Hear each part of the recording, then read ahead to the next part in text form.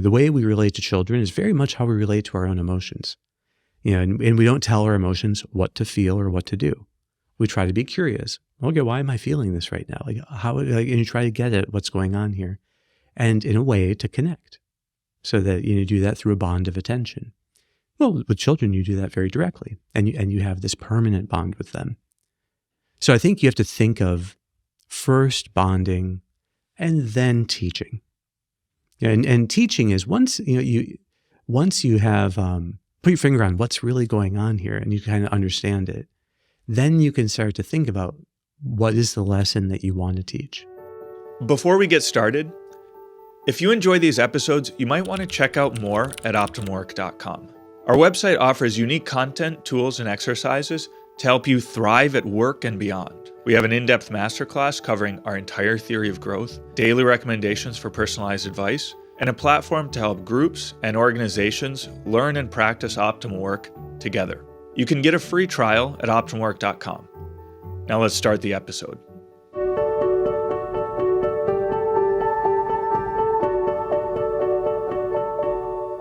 Hey, this is Sharif, here with another episode of the Optimal Work podcast, joined by Dr. Kevin Majors. Kevin, good to be back here with you again. Hey, Sharif, great to be back.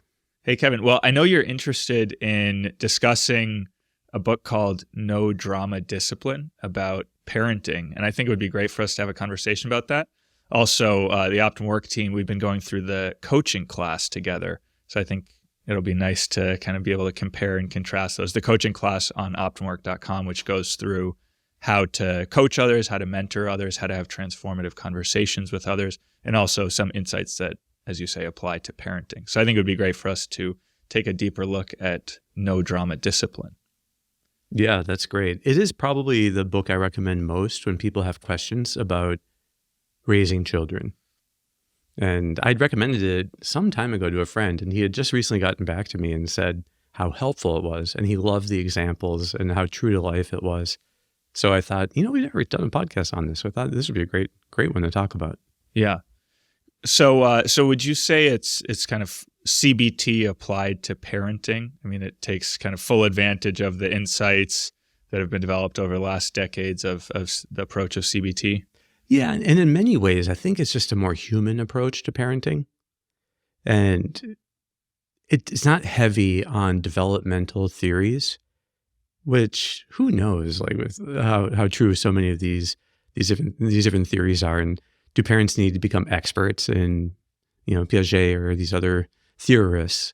Instead, it's more about how do you accompany your children to best help them to grow. So, and what is discipline for, how should a parent think about discipline when problems come up in the behavior of their children? Mm-hmm. Yeah, I mean, maybe one good place to start is just a little bit of the underpinning here, some of the background ideas. One thing that you've mentioned to me a number of times is that discipline reflects a kind of optimism, that when you're disciplining someone, it's because you have a confidence that they can change. So I wonder if you could speak to that kind of optimism that underlies. Yeah, absolutely. And this gets to Daniel Siegal, the author. It gets to his prime understanding of what does discipline do. Discipline is teaching. Discipline shouldn't be seen as a kind of a form of justice, a righting of wrongs, or as a punishment. So what's more important is that the children learn from their mistakes. So essentially, when kids make mistakes, how do we handle it? And how do you approach their mistakes in a more humane way? So I think that's the fundamental idea of it. And he thinks that parents have a necessary role in helping their children to become fully moral human beings. And he doesn't shy away from saying it's the moral development that's at stake. So that's what we want to help our children. I don't have kids, but that's the tone of the book, to help our children to become moral beings, capable of feeling guilt, capable of having ideals, of empathy, of thinking in terms of how their actions impact others. So these are all, in my mind, just very healthy goals from a really mainstream neuroscientist and cognitive behavioral therapist. Mm-hmm. And so obviously the theme of the book being discipline is kind of how to react when you think that your child has gone off course or has done something wrong, I suppose. And maybe the contrast, or at least one contrast is, I don't know, I'm imagining, B.F. Skinner with negative reinforcement where, okay, they do something wrong and you just want to punish them to basically prevent them from doing that wrong thing in the future. So it's a very behavioralist approach, right? But that's not exactly what he's suggesting here.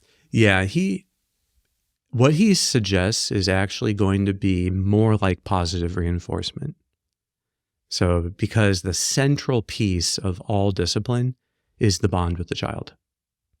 And the bonding is how things get put right.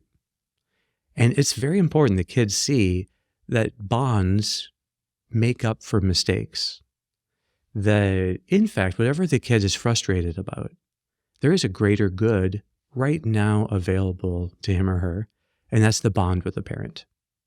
So to offer them the bond and to help them feel that restores their internal order. So the parent has to, in some way, enter into the storm that the child is feeling, at the moment. If, say, there's a tantrum, or there's just think of like a very high emotion interchange between two kids. Okay, so then you have to learn how to, in the midst of that, like enter into it in their perspective. So the first thing he talks about is always connecting, to see it from their point of view, which is, in the coaching class, we talk about the first step is always validating. You're not trying to argue. You're not trying to impose order. You're just trying to be curious, like, what's going on? Like, what's happening here? And trying not to enter it with any kind of preconceived ideas. And so there's this, here's a sense, like, imagine that, there's a crash in a room and you realize something has broken, and then you go into the room and you see a child on the floor with this broken thing. And, and he talks about these two different kinds of music that can accompany parents that the children can also hear. And the first is more of something very peaceful and bucolic. It's like the sense of like, oh, okay, now the parents are here. They're going to put order back in things. And that's kind of what we would want. But more often, you get the shark music. And then the kid starts getting scared, as the parents are moving in to act. And so just being sensitive to the tone of your internal tone. Do you right now project shark music, or do you project the peaceful, and to bring a sense of peace and order? And that's the first thing of connecting, actually, is just to be aware of that, and then to be curious and to learn how to enter into what happened without any assumptions. So I think that's just a beautiful idea of first connect, deeply understand, figure out what happened from the child's point of view. And then you can learn, or you can start to think of, what is the point of teaching here? So what's the lesson here that needs to be learned? Before we continue, a brief message. If you're benefiting from these discussions, please take a moment to hit like and subscribe. Doing so helps us to reach more people. So you're not just learning, you're also helping others to discover a path of growth and flourishing. Thanks for your support. Well, I think this idea of connecting first is great. And I think the large discussion is like giving a reframe for when there's a problem with the child, is that that's kind of the perspective we're taking here, is that actually this difficulty is like a good thing. It's an opportunity to deepen the bond with the child. Maybe that's also part of the background here. Maybe now, after talking about validating the feelings of the child, we could just go into the other elements of how you form this connection in this difficult moment. Yeah, I think maybe the overarching thing to get his point is that, and he speaks explicitly in some places, not in No Drama Discipline, but in other places, of the difference between the right brain and the left brain. And to think of this, if you have a child or a situation that hasn't gone well and the child is really reactive, and so somehow there's a lot of emotion going on, that what they need in that moment, particularly if they've done something wrong, is the connection with the parent, a sense of curiosity that the parent enters into their way of seeing things and what they're feeling, and then helps to be empathic with that. So you think of the reframe for them doesn't happen through words. It happens through the look, making eye contact. He talks about the importance, especially for younger children, of getting down to their eye level, so you're not looming over them, but to get to their eye level, and then the tone of voice that you use to show that it's curiosity, that's ready to be compassionate, and especially not talking too much. That's an interesting thing that he says, that when children are very reactive, they just cannot process logical explanations. So it's not the time in that moment to give the child any lengthy explanation at all about how the world works or what fairness means or what justice is. Instead, it's more just recognizing what's hard right now for them. So you're trying to get to see like what was going on, and like you're getting, he calls it chasing the why, but you do that primarily through listening and then asking the right questions just to make sure you really have a clear sense of what they're going through. Reflecting back to the child, like what you're hearing, so that the child feels heard and understood in that moment. But many times he talks about you just have to stop talking as a parent and give the child time to say their point of view.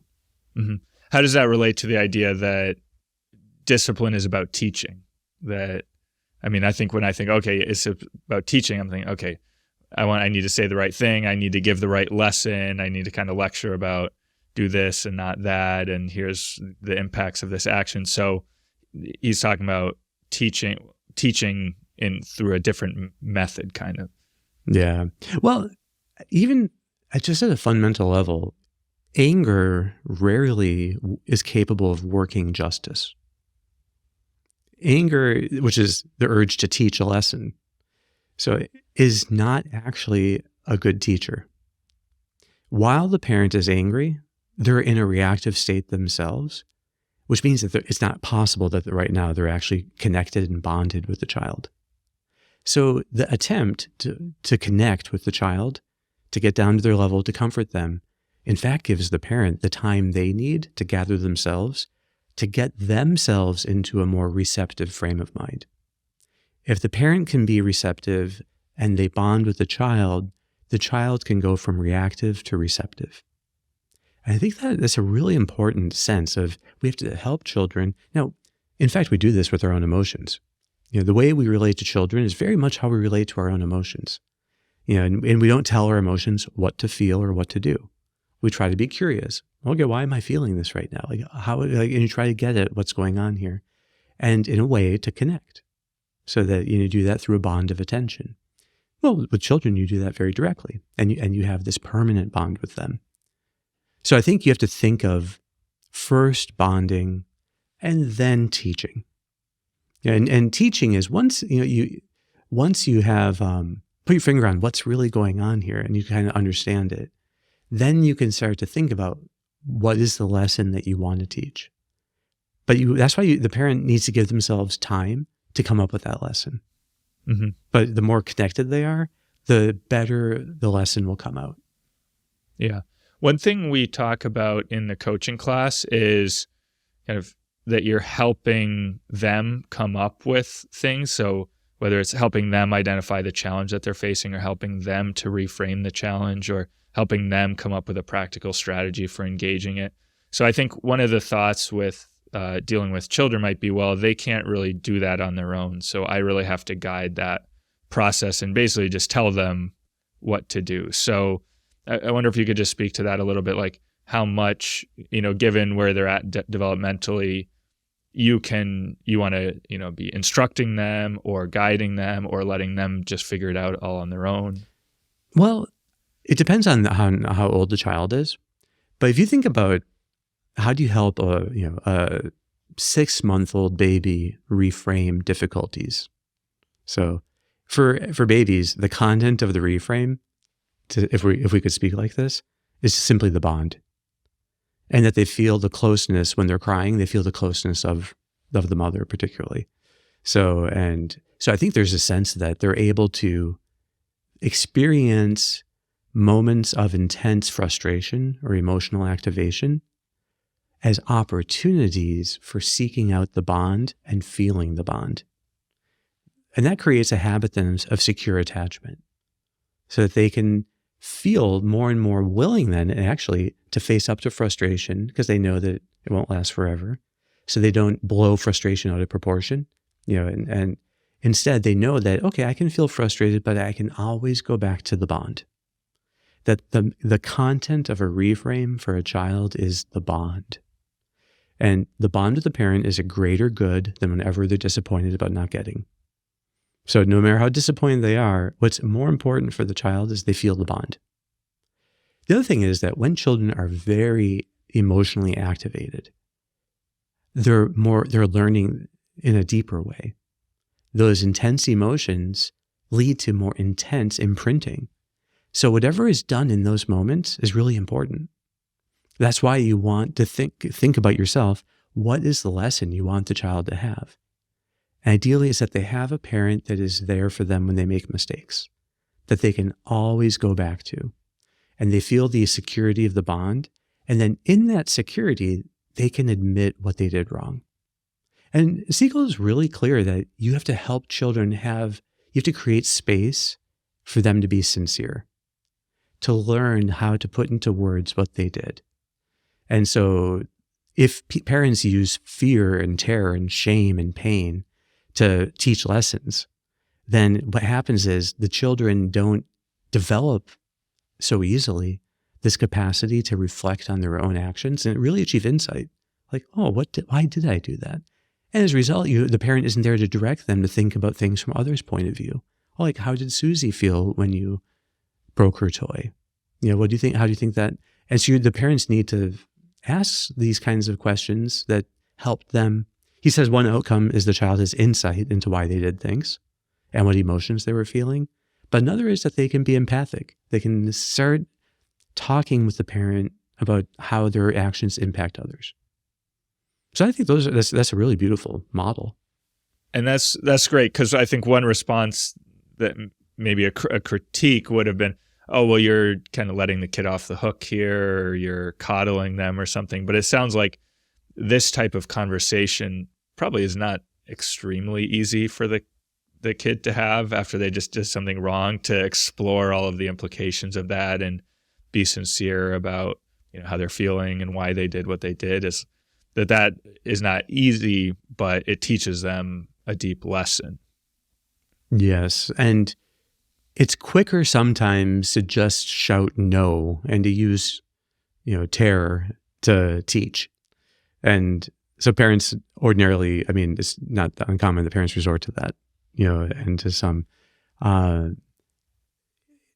He thinks that while mistakes are always made by parents, and parents shouldn't feel bad about mistakes, because the whole point of discipline is teaching them that you can learn from mistakes. So we can admit mistakes, we can be better next time, and that parents can be modeling that all the time, because everyone will make mistakes. And so then parents also have to then model what it's like to admit when a mistake was made. What it's like to say, okay, I overreacted and to apologize. So as long as the bond is still there, it can always be strengthened through this process of repair, what he calls integration. And so that's another thing that you're always aiming for in discipline, is really in the end, you want to strengthen the bond. So how do you ensure the long-term moral development of your children, say like when they go off to college, when they're starting their own families? Well, the stronger the bond they have with you, the more they are able to see your point of view. And so the best way of teaching them is strengthen the bond. And even if older kids are doing things that you don't agree with, sometimes the only option parents have is to just focus on the bond. And so that can be even with adult children. They might be living in ways you wouldn't agree with. focus on the bond. Try to like be developing and strengthening the bond. So, and that can always create space for new moments of sincerity and then admitting, okay, yeah, you're right, actually. And then so you want kids that when they're, 18 months old, or I mean, that's the very earliest some of this applies, or 3 years old or 5 years old. It's the same lessons you want them to be capable of having later, that when they make mistakes, they seek the bond. They know that sincerity brings healing. Mm-hmm. Well, Kevin, I think this is all great and very insightful. And I think one other way to approach this question is, how does this approach differ from maybe other approaches to parenting, I don't know, that are out there in the culture or that are in the literature, that you think, hey, this is a kind of a superior approach in ways to this other thing, just to be able to highlight the strengths of this approach here. So I don't know if there's anything that jumps out at you that you would kind of contrast this approach with. Well, I can say that one fear that some parents have is that they will spoil the child. So and what can you possibly spoil a child with the bond? And the answer to this is no. You cannot have too much bond. So loving attention, attunement to each other, helping the child to put their feelings into words. You can't have too much of that. So it would be nice if parents didn't have to do that and kids had adult brains and just went along. That's not the way it works. So when it doesn't work, they need to have a way of getting back on track. And so when the kids go into off the cliff of reactivity and they're having you need a way of connecting so they can get out of the tantrum, connecting with a parent who's at peace with that peaceful music. To remember what the peaceful music sounds like. That's what the kid needs to experience so that they can kind of get back together. And then you can strategize. What do we do next? So this idea of spoiling the child by not having harsh discipline, I think that spoiling is about outcomes and is about giving kids what they want when it's not good for them. And so giving them sugar, at least too much sugar, giving them all the sugar they want, and having no rules and having no bedtime, and they never have to apologize when they do things wrong to their siblings or to the neighbors. Like all of that would be spoiling. So for a parent to, bribe their children, by like, okay, I'll give you this if you do this. I think that's a form of spoiling. That we want, children to be on the same page. You want them to be understanding why we do things, and we want to be patient with frustration, but they can also see that, no, this is a better way and it's better for the family. They're starting to think about how their life and how their mess impacts others. So I think that using bribes or having no limits, those are all forms of spoiling. So his idea is that, in fact, parents need consistent limits. Now, not rigid though. So it's a big, after he talks about, the importance of listening, he also talks about the importance of being consistent but not rigid. If you can avoid saying an absolute no, he says it's always better to avoid the absolute no. Find a way of saying yes in some conditional way. So it might not be exactly what they want, but it's something in that direction. That's how you redirect them also, is to help shape what can be done here. But sometimes there's no right way to do it, and they're just going to have a tantrum, and you're just going to feel bad. So but consistency will go a long way. I think it really shapes the predictions the child has about what is possible, and that kind of consistency then helps them make better predictions in the future. Wonderful. So, Kevin, I guess for my last question, I just wanted to try to clarify some of the connections between this approach, which, it all sounds great, and then OptimalWork, which we also know is great. So, 2 points, I guess, that have arisen so far are, one is the emphasis on bonds, and that you want to see when there's a difficulty with the child to see it in the context of the bond with them.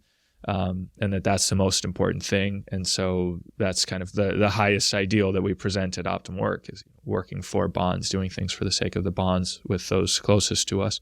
And then the second idea is reframing in terms of bonds. So seeing the challenge of having to discipline your child in terms of deepening the bond with him or her. So I wonder if you could maybe draw out some of the other connections you see between no drama discipline and OptimalWork's approach. He more or less uses the same overall framework that we use. So you can think about left brain, right brain. And the importance then of when children are in emotional pain, what they need is not the left brain of the parent talking to them. They need the right brain of the parent connecting with them. So that's one thing. Being with the parent in the present moment is a way of helping kids to get out of their imagination. So instead of focusing on what it is that they're so attached to having, you bring them into the present of the bond right now. So the focus on the bond does two things. It helps them to be back in the right brain instead of frustrated not getting this outcome that they want, which for them is the left brain. So you connect, but you also are helping them be more in the present moment. But also at the same time, you're helping them to name their emotions. Just naming an emotion for children is a wonderful way of beginning to calm it down. It makes their brain reach from the top into the bottom. So it's how you put the upper cortex in charge of the lower again. You get them to name the emotion they're having. They could rate it on a scale of 0 to 10. How intensely do they feel it? So you can help them to see this. You know how tough it is to have this emotion, but it's okay to have it.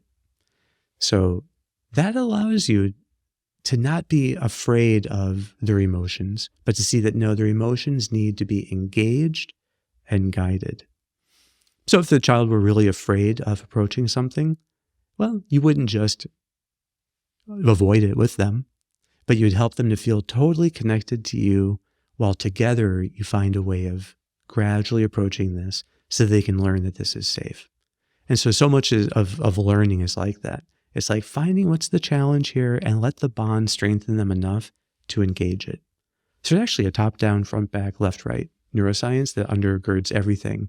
And he makes that explicit actually in other works as well. Wow. Okay. I wasn't expecting that much of a thorough comparison. That's great. I'm sure there's many more things we could say.